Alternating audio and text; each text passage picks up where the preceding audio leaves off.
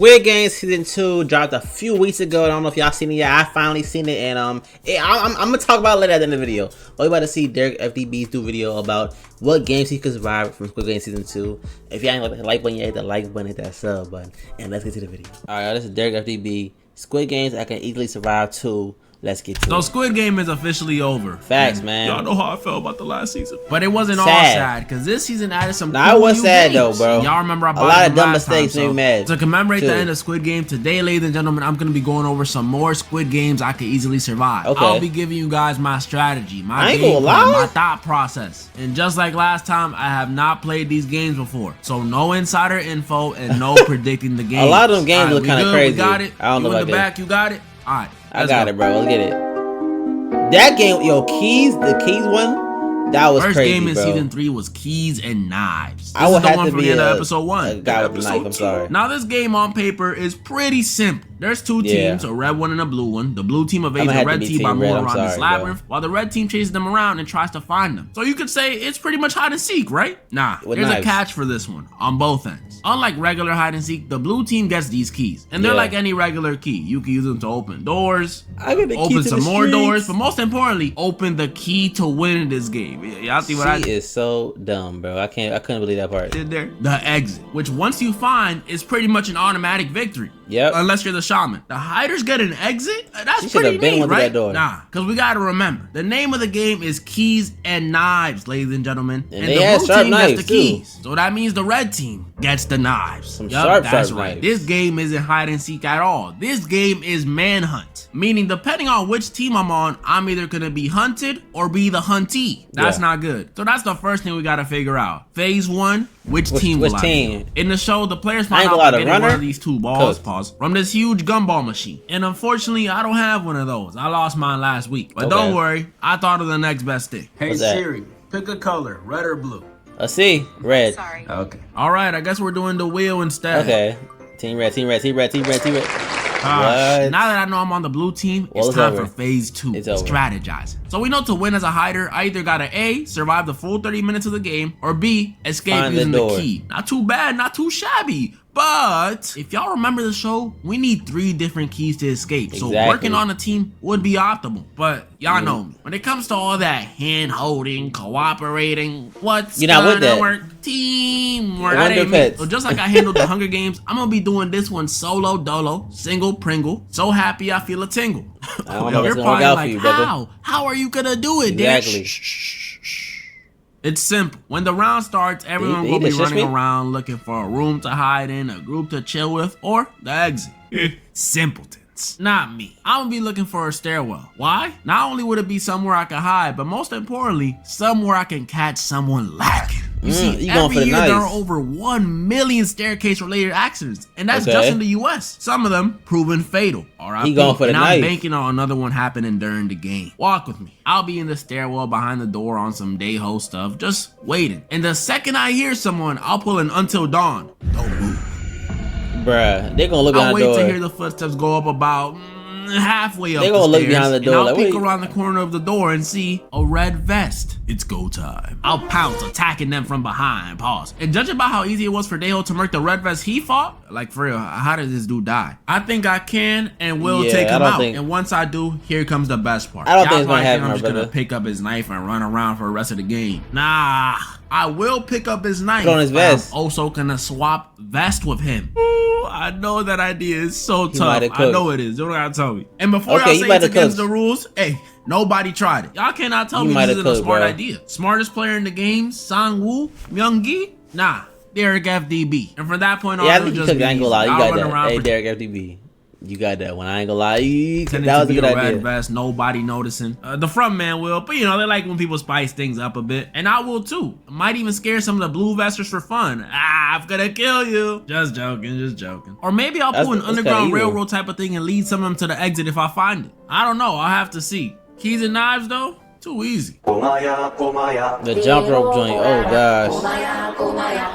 Next game from season 3 was I can do this one low key. 2 big dogs. This game was cool, I guess. I mean, this jump rope, everyone played it growing up. I know some of y'all remember the Disney movie Jump In. Anybody? Yo, I used to love that movie, bro. How hard could it be, right? Very. Because jump rope in this game isn't just stationary jumping over a giant rope the whole time. We have to jump not only vertically, but horizontally and make it across a bridge with gaps. It's only one gap, but still. And just for the record, I have a terrible fear of heights, so this is not good. But it's okay, because my fear of heights is not that bad compared to my fear of dolls. Yup. Not only will my legs be shaking every time I look down while playing this game, but every time I look up too. Like, how did this hallucination make me to smile? How? But that's pretty much this game. Make it across the bridge by jumping over the rope like you Mario or something. Let's get to the plan. For this one, going first is probably the best option. But if I'm being realistic, in this situation, I'm definitely not going first. You're telling me it's a death game with two of my biggest fears?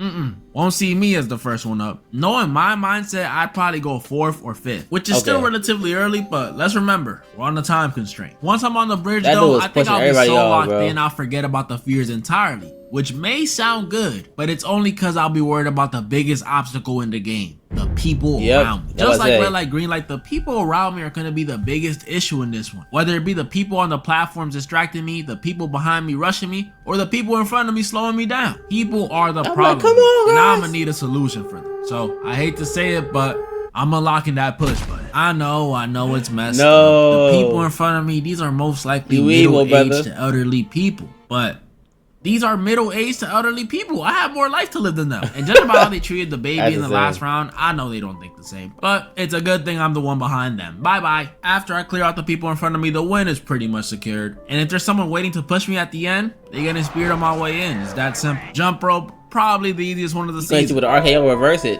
Hit you with a reversal. Nah, the squad. Yeah, I want to see how you gonna survive this one, bro.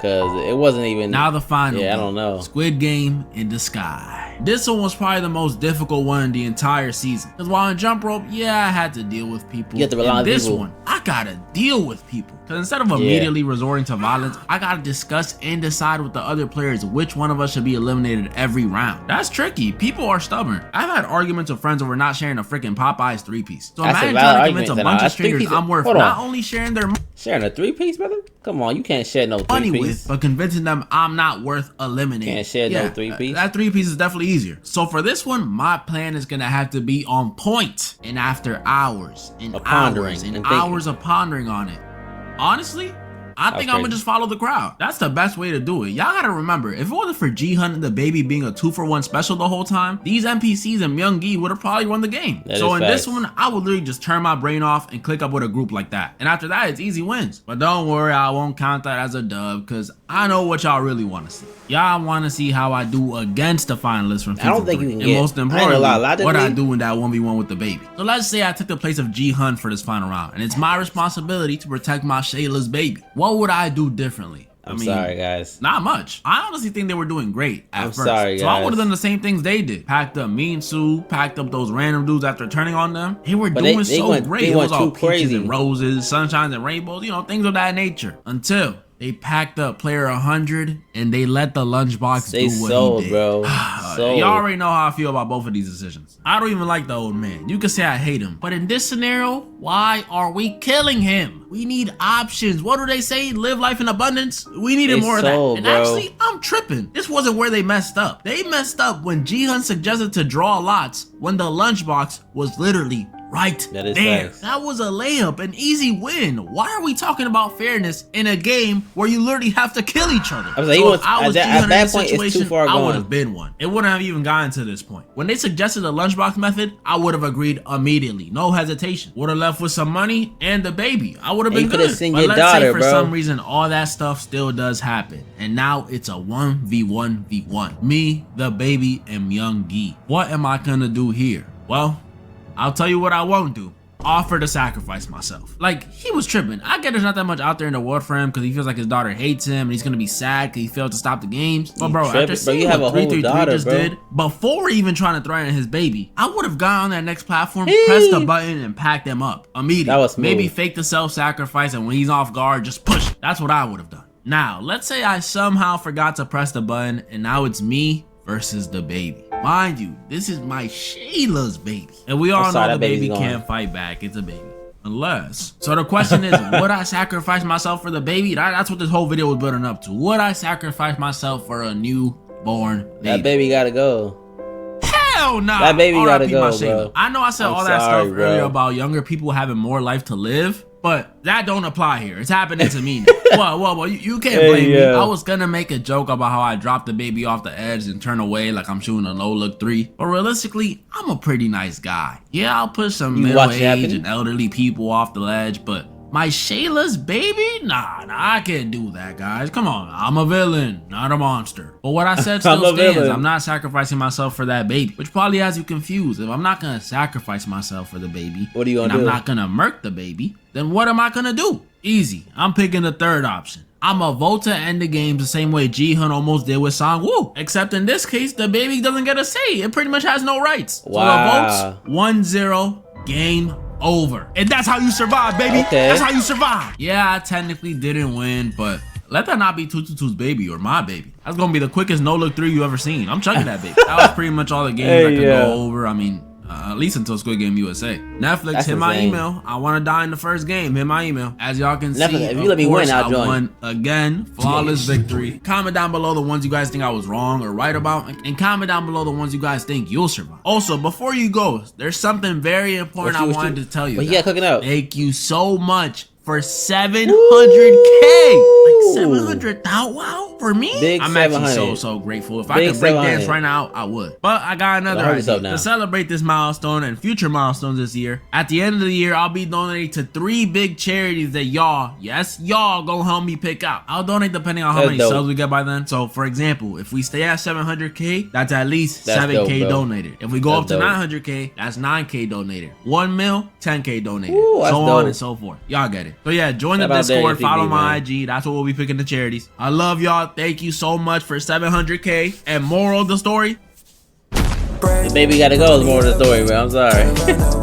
Shout out to DerekFDB. Make sure to hit that sub button over there. But yeah, that last game, bro, when he got rid of player 100, I'm like, bro, this calm. You could have waited till you got to the last thing to do that. You know what I'm saying? Y'all had mad options. You from having 2 options to having none that quick. Y'all could have both left the game, but you got 2. You was doing too much, bro. He was tweaking a little bit. I was like, why is he doing it? And if I was player 456 and it was being a baby, then I'm sorry, man. All respectfully speaking, that baby would have to go. I know, you know what I'm saying, you told her a promise, but you just met her. You know what I'm saying? Also, you have a daughter of your own, bro. You have a daughter of your own. Now she got to go without a dad, even though you wasn't really much of a dad beforehand. But you just stink. You stink. With that being said, y'all comment down below. Do y'all think y'all can win all those games? And y'all, what would y'all strategy be for each game? And hit that like button, that sub button. Let me know what you think on the channel. And join the Discord link down below in the description. And it's your boys K. We out here.